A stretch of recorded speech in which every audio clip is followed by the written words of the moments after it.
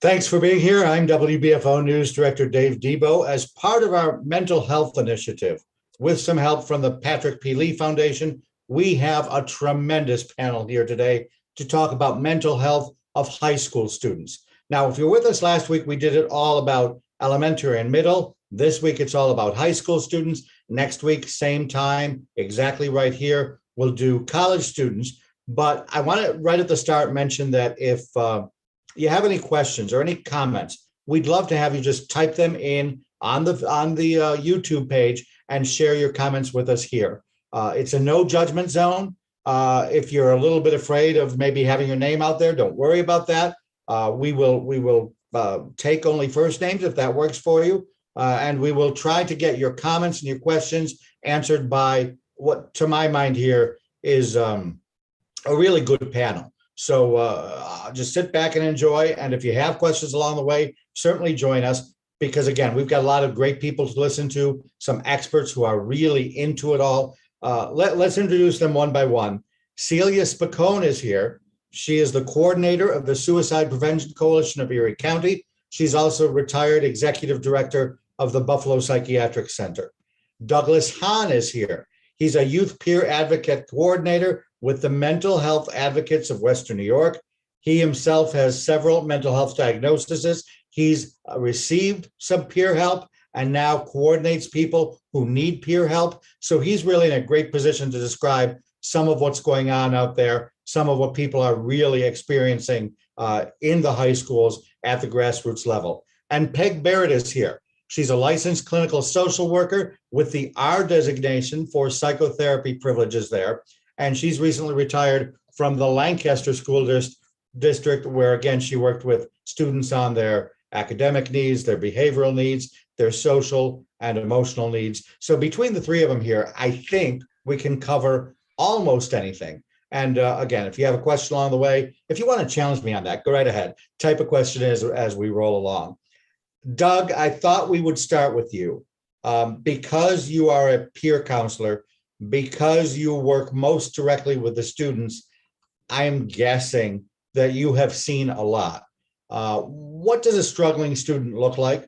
What kind of mental health problems are they bringing to you in a peer session? Yeah, so things have obviously changed due to COVID. And I think one of the biggest things we're seeing, that I'm seeing at least, with high school students that are returning is definitely social anxiety. There's a lot of, worry about restrictions that are in place, different guidelines that have to be followed. Will their sports teams get, closed down because of everything? Are they allowed to do different after school activities? A lot of students, particularly last year, they really missed out on like prom, dances, social events. And there's still a lot of anxiety about getting those services and those, fun events for them back up. So do those things actually manifest as, I don't want to say maybe mental illness, but troubles? Sure. Whenever you have these big events that, are big portions of a young person's life, it definitely creates a lot of struggles for them, right? A lot of times it's that just feeling of, your bundle of nerves, right? You're uneasy about things, you're not sure why, or, maybe it's harder for you to concentrate in school because you're worried about all these other things going on. It can manifest in a lot of ways, but when we're talking, what I'm talking specifically about, it's going to be your anxiety type reactions. A lot of worry, a lot of overthinking. Those would be, one of the two big things. In large part, you just answered my next question. Mostly anxiety, but probably some clinical depression.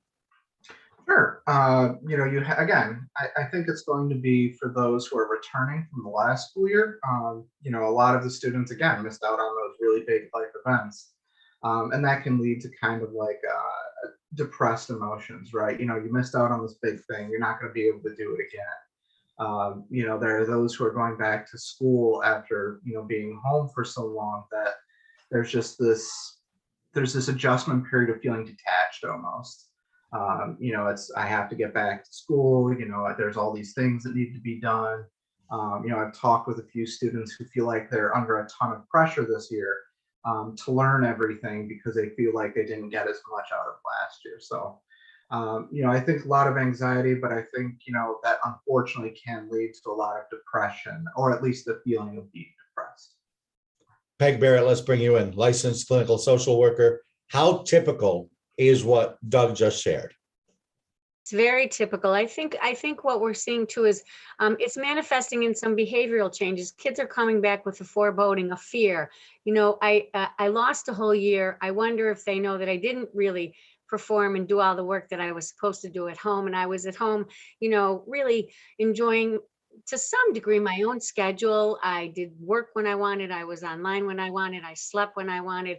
Now I'm back to a routine, which is stable and healthy and really important. However, the adjustment is I'm not quite sure if I'm ready for this. I'm not sure if I feel safe. I'm not sure if we're going to get shut down again. I hated last year. My friends have changed. A lot of my friends that I had last year were not connecting. So I think it's kind of like a dysthymia, a low-grade depression that kids are suffering just as part of the adjustment of adolescence, in addition to all of the COVID changes, restrictions. And there's really a grief process, I think, surrounding it too. You know what? I lost a year of my life. I'm supposed to be having fun.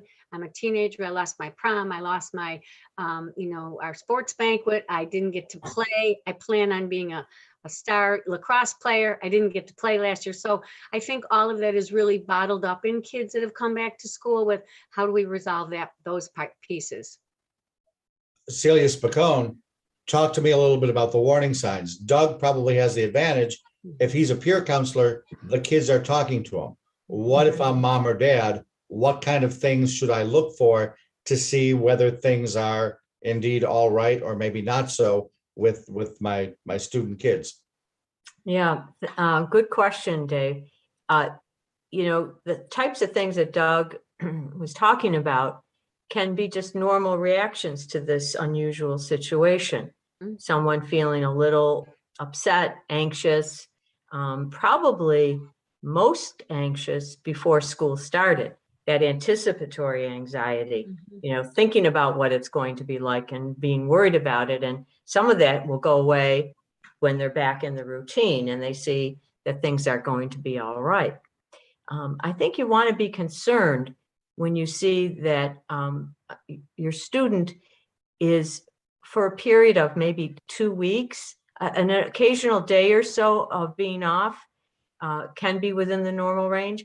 But if you see someone struggling seriously for 2 weeks, I think it's time to reach out for some professional help, at least a consultation, talk to the family physician or the school counselor. And things you would look for might include sleep disturbance, sleeping too much or not able to sleep, either one. Eating problems, someone who's changed dramatically in their eating habits, eating a lot or unable to eat at their typical pattern, withdrawing, not being involved in and it's hard at this point to say what are your usual activities, right? Because those have been disrupted. But if a child typically talks to their friends online and visits and all of a sudden just wants to stay in bed all day, or doesn't care about their the way they look, their presentation, not taking care of themselves, these are things to be concerned about and to have a closer conversation with that child. If you see a change from their normal behavior, or they're saying things that are troubling, such as, it doesn't matter, nothing matters anymore, it's never going to get better, a sort of hopeless presentation, those are things to have a little more concern about. I want to play devil's advocate though. If we're talking about high school kids, and Peg and Doug, you can jump in on this too. A lot of that, oh, life doesn't matter. Oh, everything's wrong, yet I don't know what's wrong. My sister tells a story about when one of her kids was young, she threw herself onto the bed and my sister said, honey, what's wrong? And the young teenage girl said, I don't know. I think a lot of the things we're talking about here could be normal high school things, no? Mhm.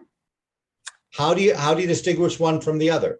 And Dr. Spicone, we'll start with you and go right around the horn. Well, you made a good point, Dave, in your sister's example.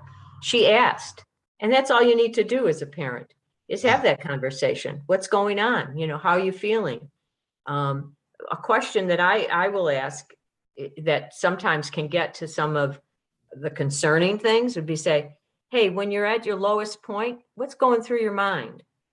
And if they are talking about anything that is about taking their life or something dramatic, and if you see this consistently over a period of time, you want to be concerned. But what your sister did was perfect. She asked, she said, hey, what's the matter? And have that conversation. And the kid might just say, oh, I don't know. And then be laughing 15 minutes later. Right. But they may not. That's and I guess the reason I tell the story is, to my mind, that is a typical moody teenager. Mm-hmm. That is not necessarily someone who we have to be talking about clinical depression with, or someone who might not necessarily have anything other than normal anxiety. Am I stretching the point, Peg Barrett? No. Okay, no, go ahead. If it interferes with their normal functioning, that's when you have to be concerned. It's like they can't go to school. They don't go to their clubs, their sports. Then you start to be concerned. And if it's over an extended period, they say for depression, like a 2-week period, where you see it, then you want to be have more concern. I'm All sorry. right. Peg and Doug, I want to bring you in. Peg, same sort of question. How do we separate the teenager and the high school kid from the troubled teenager and high school kid? Well, I think what you want to do as well is acknowledge the way you're feeling about it. I'm worried about it. I'm wondering if you're just, having a bad day, or I'm wondering if something's really up with you. Tell me a little bit about your day and tell me how things are going. Maybe there's something that's, bothering you that you'd like to tell me about, or, when is a good time that we can really talk about this?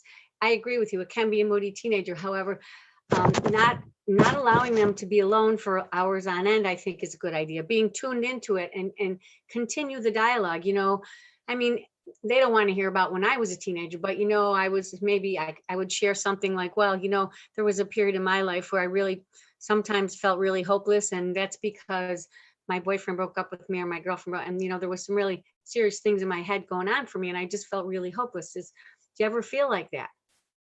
Okay. And Doug, you probably have the special privilege of being a peer counselor. I would bet they're going to open up to you maybe more than they would to mom or dad. But be that as it may, how do you get a kid to open up? Let's say you're trying to do some of the things that both Peg and Celia said we need to do. How do you really get inside there? Yeah, so I think the first thing to realize is it's not going to be on your timeline. You can't go up to your kid or a student and say, hey, I'm really worried about you. Tell me about this. And they say, well, I don't know. I don't really want to talk about it. You can't just keep pressuring them to talk about it because it's not going to help anything.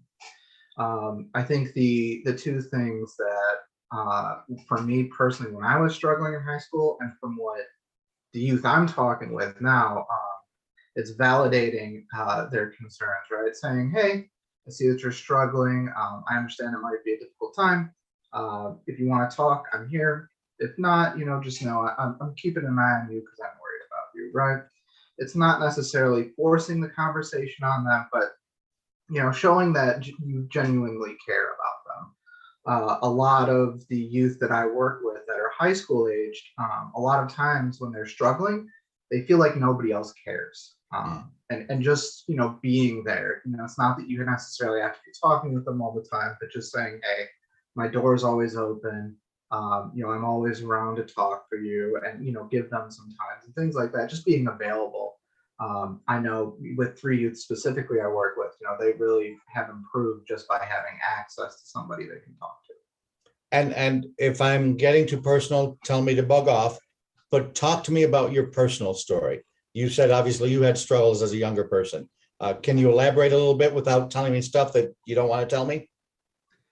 We could have a whole 3-hour session on just my stuff, but I mean, specifically in high school, I have my own diagnosis of anxiety and depression, and that's what I was struggling a lot with. And for me, I had a lot of trust issues with adults, just due to stuff in my past. So when people, I had my own counselor, when they were like, "Hey, you want to talk?" I was like, "No, please don't talk to me. Leave me alone." And it was very obvious I was struggling, but I didn't really want to accept the help. But the fact that I had this one teacher, I still remember his name. I won't say it out loud, but he was a really great guy, and he always just told me, hey, from 2:34 to 3:12, his door was open that we could talk, and that even though I only used it a few times, that specifically really helped me, because it showed me that even though like he's not my father or anything, he's just essentially a stranger, right? But he's my teacher, and he was there for me, and that really helped a lot. Sure.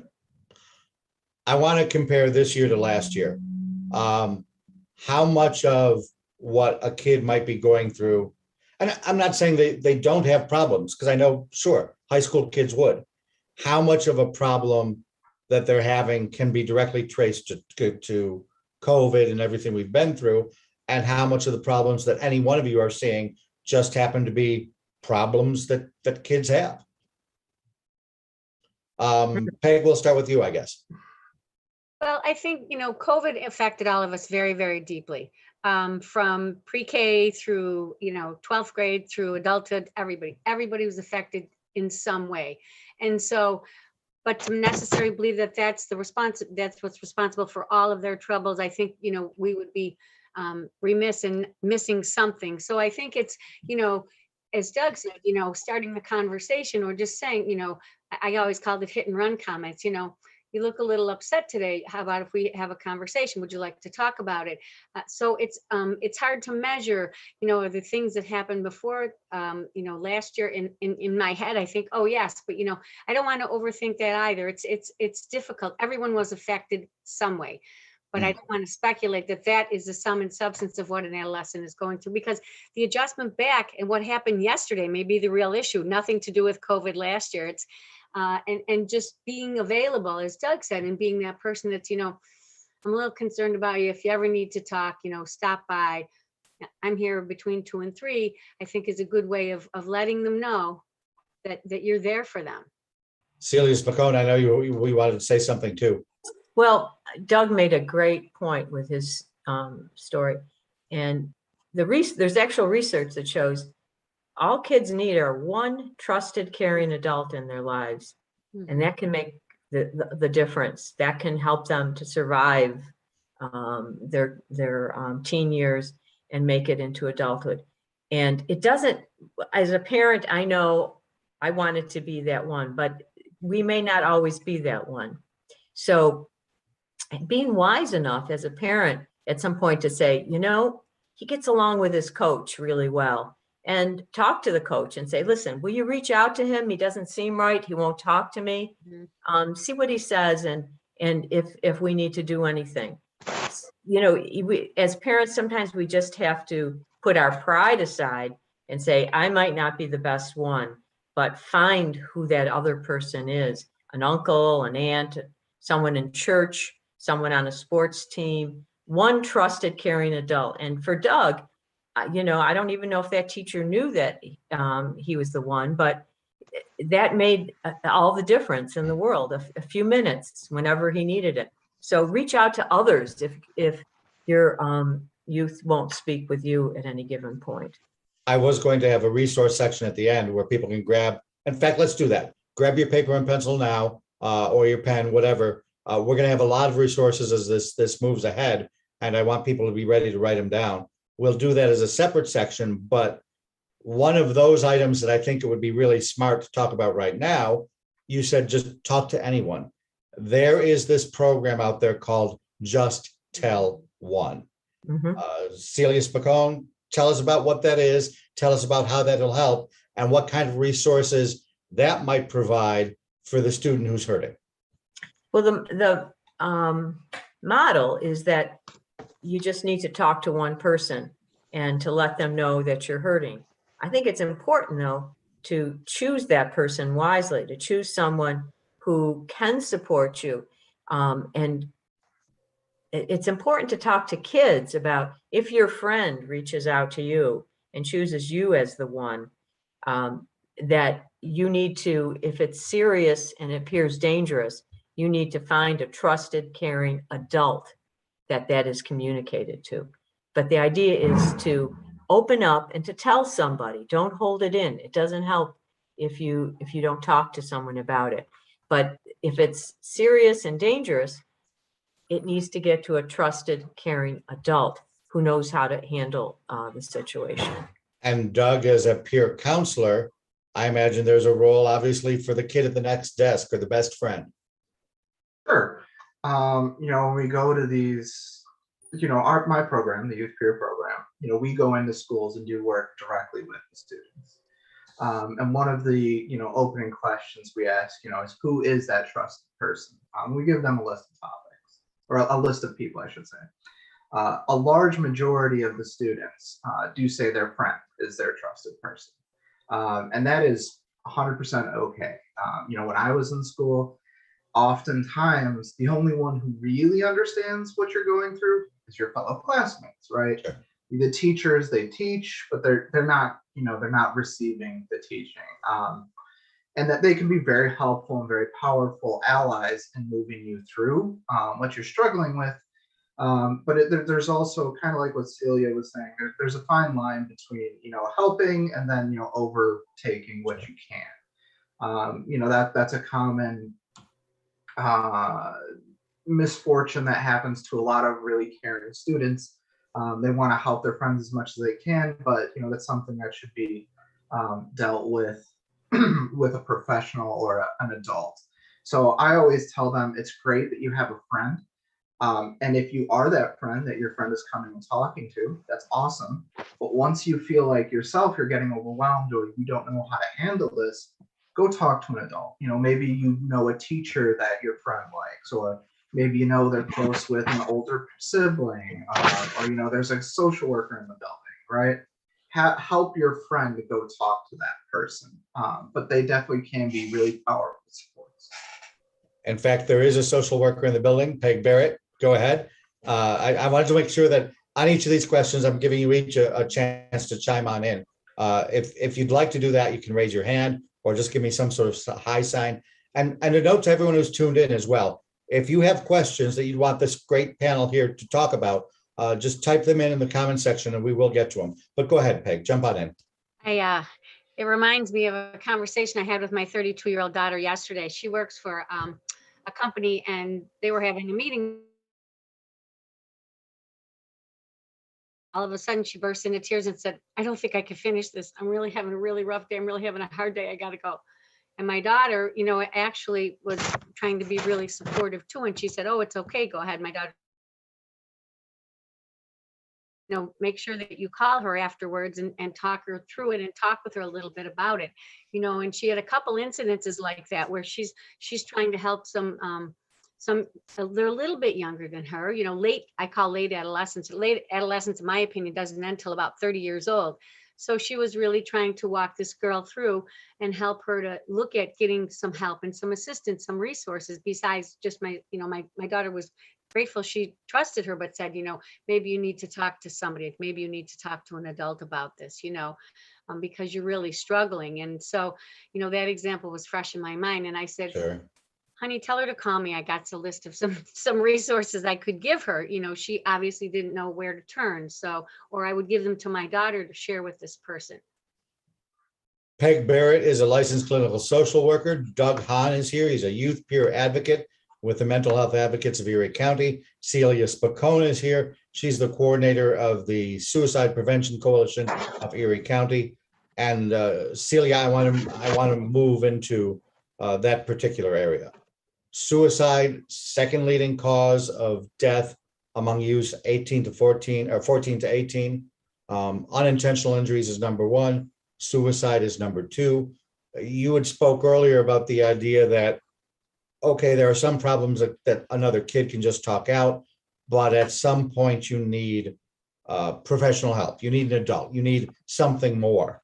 How should a parent, a kid, anyone react to suicidal ideation?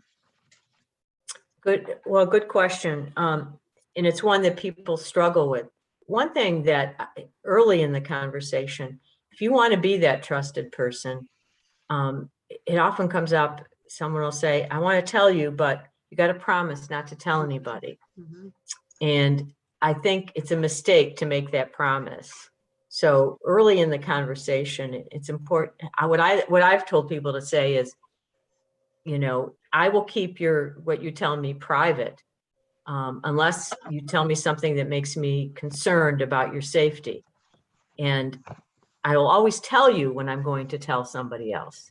So I'll respect your privacy, but if I have to go and tell someone else, I'll let you know.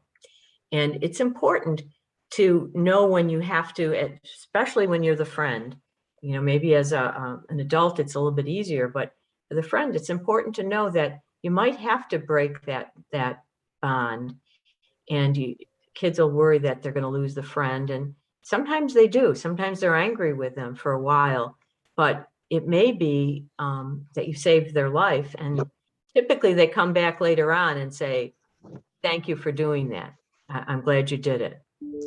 I want to go deeper, though. I imagine that at some point, a lot of high school kids have blurted something that would sound like suicidal intent. Mm-hmm. Do you always take it seriously? At what point do you think, oh, they're just talking? At what point do you say, oh gosh, we got to get some help here? Are there clues? Are there signs? Or is it really just a matter of they said this, therefore let's get help? I would always take it seriously. I would, even sometimes a kid will joke, oh, just, I'm dead inside. Yeah, I'm dead. I could kill me. I could, or, I want to go to sleep and never wake up. And I think that, when we hear those things, obviously you don't want to overreact, but you want to have that conversation and ask the questions. It takes a lot of listening. Tell me a little bit about that. What's going on? The most important thing that an adult, a friend can do is listen, not give advice. Don't tell them, oh, come on, you'll get over it. It can't be that bad. Suck it up. Come on. It would be terrible if you did something to yourself. You don't want to talk them out of it. You just want to listen. But if someone is saying something about wanting to end their life, that should not be ignored. And people sometimes, I've heard someone say like, oh, they're just trying to get attention. Well, if that's their method of getting attention, then they probably need some help and they need some other skills. So I would always err on, having the conversation, saying, listen, you seem to be struggling. This seems very serious. Let's see if we can get some help for you, because the important thing is for people to understand that it can get better. Depression is treatable. It's the most treatable of the mental illnesses. You don't need to suffer. So it's just like if you had some kind of a medical problem, why would you sit there with diabetes going out of control and not get help? You wouldn't do that. You'd reach out and get help. And that's what we want mental health to be, in the same fashion. That's interesting. I hadn't heard that before, that of all the mental illnesses out there, depression is the most treatable. Yeah. Wow. Yeah, we've got lots of treatments that work for depression. No one needs to suffer with it. And that's the hard part. I was just listening to a podcast today, and the person was talking about depression, and he said the worst part of it was he always felt it would never get better. And that's where you get the hopelessness. And we need people to understand that it can get better. All right. I see head wagging both from Doug and Peg. Doug, jump on in. Come on. Yeah. So, I mean, to the original question you asked. Yeah. At what point do and Celia kind of answered it. At what point do you really take it seriously and talk just a little bit about some of the things that you've had to do, maybe as a peer counselor, putting on the brakes on their conversation and saying, hey, this is big enough that you need to talk to someone other than me. Yeah, so I think kind of what Celia was saying, I think every time, someone says it, it should be treated as, this is something serious. I always, when I present to students, I say, even if you think your friend is joking or if you're not sure, err on the side of caution. Because, you never want to be on the other side of what if, right? You never want to know what happens on that. So whenever that does come up, I just say, check in with them, see how they're really doing. Again, you can't really force them to, say if they were faking or true or whatever, but, just making sure someone is aware of that. All right. Students I've worked with, I've had students, disclose that to me. And I've had to say, okay, well, let's talk about, who might else need to know about this, right? And I've worked with them specifically to reach out to that next person. We did a lot of safety planning, and we talked about what might be some additional steps and some safeguards, if you will, to, against that sort of action. Peg Barrett, I don't want to leave you out. Jump on in. That's what I was going to say. What Doug just addressed was, let's talk about a safety plan. Let's talk about days when you're feeling a little bit differently. Let's talk about when you feel better. What does it look like? Let's say that some magic happened and tomorrow you felt completely different. What would that look like? What would be different in that situation that would let you know that things were improving? So try to look a little bit into a solution focus, never second guessing, as Celia said, or Doug said, but okay, let's pursue this. When are the times that it's the worst? When are the times that you're most bothered by these thoughts or these things where you feel hopeless and don't want to live anymore? Again, pursuing it a little bit. And so, and a safety plan, let's make sure, let's develop a plan here to make sure that there's some people when I'm not here later on today or this evening that you could talk to and that would be able, or you could relate to it, even if it's a friend, or maybe it's your uncle, or maybe it's a coach, something like that, so that I know that you're pursuing your own safety, because I'm worried about it as well. What is the ultimate referral? If someone is saying something that's obviously got your attention, that is serious, what is that final step? Give them the number for crisis services, tell mom and dad on them. I wonder if it's been decided that they need something more, what is that more and how do you get them to that more? Sheila Spicone. Well, so it starts with asking the question. So if you've got a gut level feeling that something isn't right, in a very straightforward manner, you want to ask, are you thinking, eventually, you in the conversation, you have to get to the point where you say, are you thinking of taking your life? Are you thinking of killing yourself? You don't want to say, are you thinking of hurting yourself? Because some people do self-mutilation as a release, and they feel better after they do it. So you want to specifically say, are you thinking of taking your life? If the answer is yes, and if it seems imminent, for example, they talk about having the method figured out and they have availability to that method, then you want to stay with that person. Because if you think of it, once they've told you, they've kind of put their cards on the table, and now there's a bit of a pressure, maybe, if they really want to pursue it, to do it, and they know you're going to try to stop them. So if it seems imminent, you want to stay with that person and call for help. Call crisis services. If something's in progress, always 911. The worst case scenario. If not, if it's a little bit further back, that they just have vague thoughts and they need help, they're struggling, you want to try to get them to help.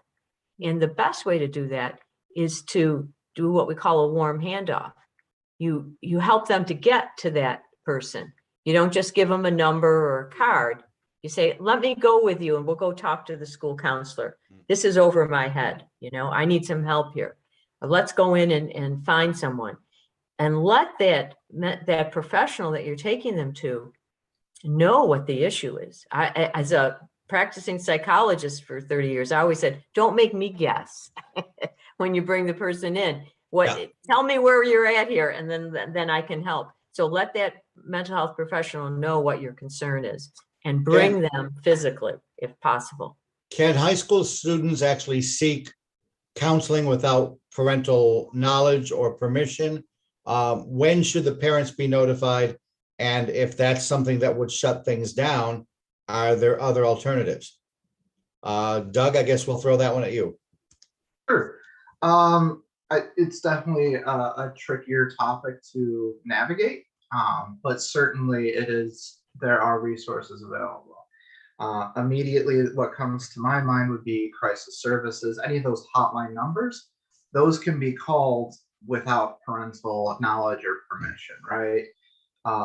Because they're not going to know you, you don't know them, it's all anonymous, and they're going to be able to, especially in those immediate needs, they'll be able to help you, and you don't need to tell anybody that you're doing it. As far as seeking counseling without parents knowing could be tough. I think the first thing would be someone like Peggy Barrett, a school social worker, right? Because if you go and talk with them, they don't immediately have to notify, and she can correct me if I'm wrong, but you don't have to immediately notify the parents that they're talking to you about these things. It's surprising to me, maybe it shouldn't be, but the number of students I work with who don't end up seeking treatment because their parents don't really view it as something that's necessary. So, I always encourage them to say, well, call crisis services, call kids helpline, I think it is, which is more of a warm line, so it doesn't need to be a crisis situation to talk with them. And I always encourage them to talk to other natural support. So whether that be a school personnel, people like that, that would be a way to do it without getting parental permission. When does it become, the parent's responsibility to know? Probably my gut feeling would be when their life is in danger, or their safety, really, or safety of those around them. Once that's in play, whoever the parent or caregiver is of the student, the youth, they really need to be notified, because they're there, and they would be the first ones to know. Peg, I don't recall, and certainly I'm further away from high school than Doug. I don't recall social workers in my high school. Are you a standard now? Pretty much, yes, we are. And I just wanted to mention too, it gets a little muddier in the school. We are, as school social workers, we have been, fairly well trained in doing risk assessments, okay, and sort of weeding out how serious or how, and I believe, and our school psychologists are as well, and our school counselors. So we. And the other thing is when there's a disclosure like this in the school, remember the school is your client as well. So you're not only responsible to the student, but you're responsible to, with the administration. I would never call or I would never call Spectrum Cares for a child under 18. It's Spectrum Cares who have the ability to even come to the school if necessary to speak to the child. So, but in that framework, we definitely would talk to our administrators, okay, about that, and probably contact parents. High school, it's slightly different. I want to be honest with you. I've worked more at the elementary level, and so we would do a further assessment. But obviously, everything Cecilia said is absolutely correct, and Doug, and yet. We are trained as school social workers. It's a fairly new profession. Most schools have a school social worker and a school psychologist, and they have school counselors. So we are the mental health personnel in the school that would do some further assessing, and working toward getting support as quickly as possible. Along with, as I said, our administrators being. We would need to talk with them, and also at the level I was at, parents, of course. Yeah. Yeah. Convinced. Go ahead. I just Doug mentioned Kids Helpline. I want to give that number out. Yeah. That's 834-1144, where kids could call and talk. 834-1144. And I know we are posting the text line. So kids can do that on their own without parental permission. And kids like to text, and they'll get a mental health professional who will respond to them via text. So those are a couple of options as well. Yeah, and we're going to put those up on the screen. Let's go through all the different resources that are out there. There's the statewide text line you just mentioned. There's crisis services, 834-3131. Crisis services just started a text line of their own. I think that's only from 6 p.m. till 11 p.m. in the evening. Right. That's, help me here, 300-2338. And you also mentioned Spectrum's involvement. What do they do, and how does someone get in touch with them? Spectrum Cares is for a crisis service mobile unit team for underage 18, 882-4357. Spectrum Cares, it's called. And as I said, they have staff that you could talk to, a school professional could talk to, even family parents could talk to if they felt their child was in crisis, if they need to come out and do an assessment around safety issues, around, crisis services issues, even things like, possible talking about hurting themselves and they're younger. And Doug, I hear there's even some peer counseling groups out there. Yeah, of course. Oh, yeah. My position and program is definitely one of them. We're not a crisis line, so you definitely will get to it within a day or two, but we have our own number, 716-886-1242 extension 345. Yep. 886 You got it. 886-1242 extension 345. 345. 345, like counting. Okay. Yeah. Yep. Good. And that would be to one of the youth peer advocates. All right. As long as we're talking about resources, one of my favorite questions in any interview like this, what do you guys read? What do you consume? Where do you go for your information? Is there a podcast or a magazine out there that you think is just absolutely incredible on these topics? Doug, we'll start with you. And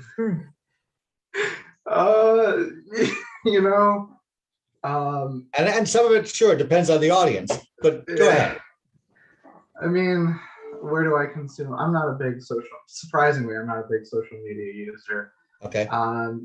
Just a couple news is what I follow. A lot of my information really comes from, my profession that I'm in. So I rub shoulders a lot with, social workers, psychologists. I'm able to fortunately go to a lot of different trainings and meetings and different conferences. And I learn a lot through that around these types of things. And then the other thing, since I work directly with the students, they'll show me things, on Instagram, Facebook, TikTok, all these different things that, to some might seem childish or not real things, but, there is actual resources and research on those different things. So everywhere, I guess, would be my thing. All right. Peg Barrett, same questions. Social media, podcast, magazine, something you just really like to keep up on.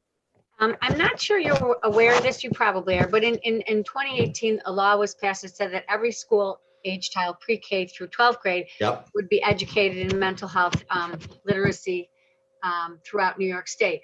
So I go, Mahaney's, MHANYS.ed is a great website, and they have great information about mental health information, about mental health education.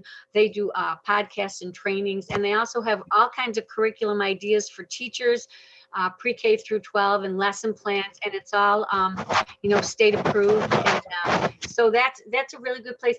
University of Buffalo has great podcasts, mental health and wellness. And Mahaney's is Mental Health Association, New York State. Yes. MHANYS dot ed. ED, well, ED for the educational piece, and you might have to look at it, but basically .org. Yes, it is Mahaney.org. I find that to be NAMI, National Alliance of Mentally Ill, is a great resource as well for parents and information, and that's an online newsletter. They also have a local chapter. I believe the parents can contact if they're interested in having a child or a family member, a relative who is dealing with some mental health or mental illness. So those are three of my good ones. Celia Spicone, same question. What's on your reading list or listening list? Well, if you want to see the things that I'm most involved with, I put them on our website. So go to Suicide Prevention, ECNY, and there's just tons of resources there. Our own public service announcement, and people telling their stories, and lots of resources. And I think, some of the other resources that, we're starting to list are for diverse cultural groups. We have to remember that, that's been sort of ignored in this whole field. And we are looking at increasing, kind of dramatically increasing rates of suicide amongst young people of color, particularly African-American girls. So we have some resources for that too. So that's what everything I like is there. And I agree with Peg. She's, Mahaney's is excellent. The other one is the Suicide Prevention Center of New York State. That's good resource, good information. AFSP.org, the American Foundation for Suicide Prevention. Anything you get from them is excellent, well researched and well thought out. All right, now I want to broaden the discussion just a little bit. Doug, I know you said I don't do social media. And I know just in the news today with all the discussion about Facebook, there's a whole new renewed interest in whether social media helps kids or harms them. And it's in the news right now because of that whistleblower at Facebook, but it is certainly not a brand new topic. To what degree, and again, realizing too that we're talking mostly high school population here, to what degree is social media harmful? Peg, I'm thinking we can start with you on this one. Well, we just had this discussion talking about the benefits. Last year when kids were isolated and alone, they used it as a tool for interaction, for getting, for contacting and connecting their friends and things like that. But, the negative and the downside, of course, is that, it lowers girls' self-esteem and women's self-esteem, even men's. It can be very can be a dangerous tool as well if people are linking up and contacting people that they don't know, and it can be, dangerous to adolescents as well. I have very mixed feelings about it. I think, there's become such an obsession with it that I probably feel that it's as negative as it is positive. And I really think it's really, really important as best as we can at a younger age to try and limit our children to the social media. I don't allow my 32-year-old daughter to have her phone on at dinner time. That's the best I can do. But, the thing is, I think when we become obsessed with that and feeling important and feeling liked, and our whole self-esteem is rooted in the fact that we got the likes and things like that, it becomes very dangerous and unhealthy. But Doug, have you seen cases where kids come to you because they have been badgered and bullied on social media? Oh, yeah. Yeah, of course. I have. I know it's kind of a hypothetical question, but tell me more about that. Yeah, I mean, I too have mixed feelings about social media, like Peg said. As far as youth coming about being bullied on it, yeah, I mean, it happens a lot. Unfortunately, I think it's not anything new, if that makes sense. I think it's an evolved format. Because I mean, like when I was in high school, social media was kind of there, but it was really, really small. It was MySpace back then, and not too many people used it. Right. But bullying still happened, right? It still happened in the school, still happened in clubs and activities. That the thing now is it's always available, it's always accessible, and that does create a lot of issues because you can't really get away from it. So I do have a fair amount of students who go through that. The solution to it, it's tough because again, you get your gut reaction if you say, well, just delete your Facebook, right? But that's not how that works. Even if you do, why should you be punished for other people badgering you? Yeah. So it's a touchy topic. Not a lot of youth, but I do have youth who talk to me about it. I always encourage blocking or making your profiles private. If it is to a severe degree, the one good thing about that is it's all recorded. Where if someone did it to your face, it's your word versus their word. If it's over social media, you have proof of what they're saying. And even though, I have seen a good increase in schools and people in the community, taking it more seriously. Showing whoever the school personnel is, a parent, a teacher, if it's to the degree. I've had a youth where the police had to get involved because it was that severe. We have too. I would always encourage everybody, block it, private it, but make sure you keep what was said to you, and show that to people so you can prove, hey, this is going on, because a lot of schools have adopted a zero tolerance policy towards bullying, especially on social media. Celia Spicone, jump on in, same topic. Yeah, well, there is some research that shows a correlation. The time that social media hit, the suicide rate in youth started to rise exactly at the same year.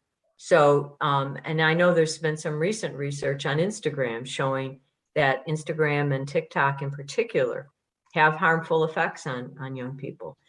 Now, they're here. I don't know that we're going to, completely erase them. So we have to look at how we're going to live with them, and what regulations we would want to see. But we know that there's a potential, not just bullying, but self-image problems. Of course, everyone posts their happy, good times. And if you're not in happy, good place, you look and you see the whole world is having a party and you're not. It can be very debilitating. The other thing is, one of the risk factors for suicide is a public humiliation.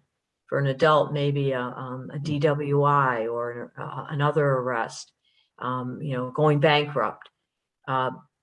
Now everything's a public humiliation. Sure. I mean, there's no private humiliation allowed. And when I broke up with my boyfriend in high school, 2 of my best girlfriends knew. Now within seconds, the whole school will know. Right. So those are our concerns. They're things we have, and we have to live with it.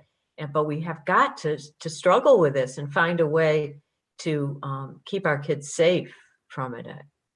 I want to be mindful too that the premise, or at least part of the reason for this discussion, is the whole idea of kids returning to school, the pandemic, COVID.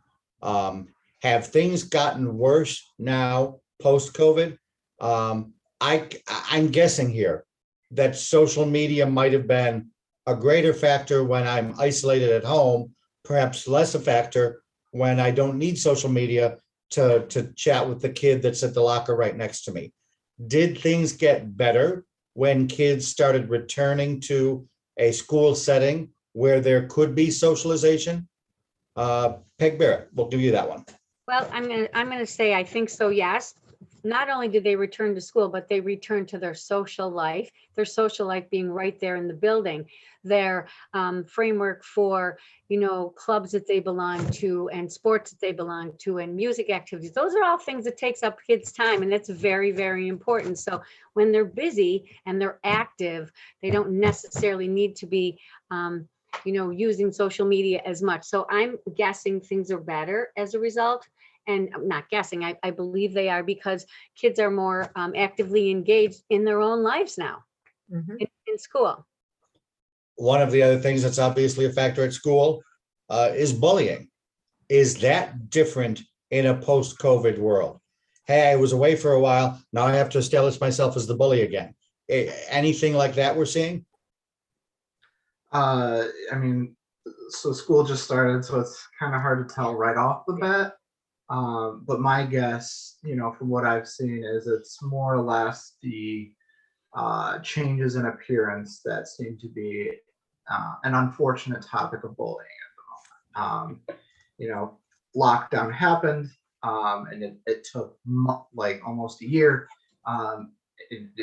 People change over time. Some people, I know a lot of youth, one of the ways to feel like in control of their own lives was to change their hair or wear a different style or whatever, right? Which are all really good, but when you go back to a social setting, it's different, and people are going to. There are people who may take advantage of that, unfortunately. So my anticipation would be the post-COVID bullying right now would kind of be appearances that have changed. All right. As we wind up here, I want to go around the horn and ask each of you 2 questions, pretty much. What would you like to leave the viewers with here? And maybe a way of even asking that same question is, are you optimistic? Celia Spicone, we'll start with you. Are you optimistic? Always. Okay. So I'm always optimistic and I'm always hopeful. I do want to get one message out though, Dave, that I think is important. And one of the things we've learned, and with the isolation, and if we enter into lockdown again, we have to think about it. I was most concerned at the beginning of the pandemic because two things increased. People bought more alcohol and they bought more firearms. And if we're isolated, those are two things that can interact to lead to suicide. Okay. So I think that I'd ask parents to look about if kids are home, online, unsupervised at times, that we make sure that their home is safe. Firearms need to be locked at all times, particularly if there's a child in the home. And we need to, be aware of the availability of alcohol and drugs in the home, because those are risk factors Sure. for our kids. All So right. that's an important message I wanted to get out. The second thing, am I optimistic? Yes. People predicted that the suicide rate would shoot up during the pandemic, and it hasn't. The initial numbers that are coming in don't show that it has. In Erie County, we're able to get the numbers in real time, and actually we had a decrease last year in the Wow. number of suicides. So sometimes when there's a big, national disaster like 9/11, people they pull together. They realize they have to support each other, and they make that extra effort. Look at this, just having this conversation. We might not be talking about kids' mental health if we didn't have the pandemic facing us. So sometimes it can lead to positives. And I'm going to, leave us with that thought that, we can use this as an opportunity to realize we need each other, reach out to each other, check on your friends, and support each other during this very challenging time. And when things get better, don't stop. Okay. I want to probe that just a little bit further. We'll move on to Peg and Doug in a second. Do you think it is the fact that people pulled together that way that resulted in the decrease in suicides? Is there some other factor you can point to? Or is this just something that we don't know, we haven't been able to figure out yet? Me? Yeah. We're not sure. Okay. We know that after 9/11, the suicide rate went down a little bit. And they felt, at least, that it was a combination of people pulling together, that, social support, and also, seeing the death and destruction, and made people fear it a little bit more and say, that's terrible. I don't want that. I want to live. I want to support people. I want to help people and go forward. The other thing that I think that's positive that came out of all this is we went to telehealth, and people are getting mental health services through telehealth. A lot of young people do not want to get dressed up at 6 o'clock on a Thursday evening and go to see a shrink, as they call it. Sure. But and go in the office and have people see them, and it's, they don't want to do it, but they will do the telehealth sometimes. And I think more people got services with that, and I hope we're able to keep that going. So those are the things that I'm just speculating on, and I really don't think we have the answer yet, Dave. All right. Good stuff nonetheless. Celia Spicone is the coordinator of the Suicide Prevention Coalition of Erie County. Peg Barrett, let's bring you in. Same sort of question. What one piece would you like to leave folks with? And you too, are you optimistic? I'm very optimistic. I think what's really important in my head is that COVID taught us that relationships are crucial and critical. So it's very important to have good relationships. We were on lockdown, we were isolated, and I think we sensed a vulnerability and an inability to connect with people that we love. So I think it's crucial to develop good relationships, and also to think positively.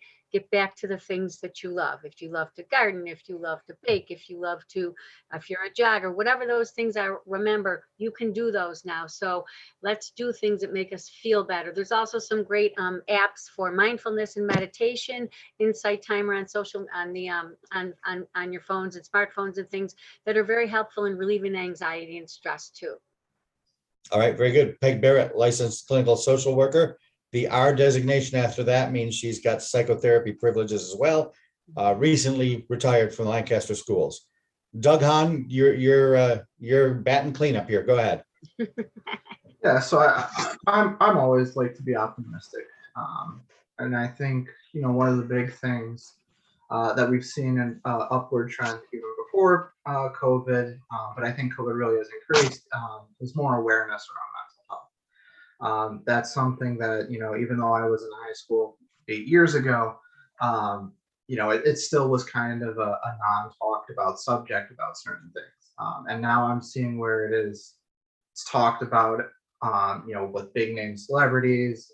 It's talked about, with personal people. There are positions like mine, which really didn't exist too long ago. So I'm always optimistic about that. And I really, if there's one thing I want to leave everybody with, is don't ever feel alone. When I was in high school and really struggling, I just felt alone. Like nobody else was going through this. Nobody could understand. And that was a huge crux of everything that I dealt with, was just that hopeless, alone feeling. And I worry that the pandemic might have increased some of that, but I think now that everything's coming back to normal, I just want all the youth, the parents to know that you're not alone in this struggle. Mental health is unfortunately a very common thing that affects a lot of us. And don't ever feel like you don't have anybody to talk to. We have all those resources we gave. You have some of those trusted people.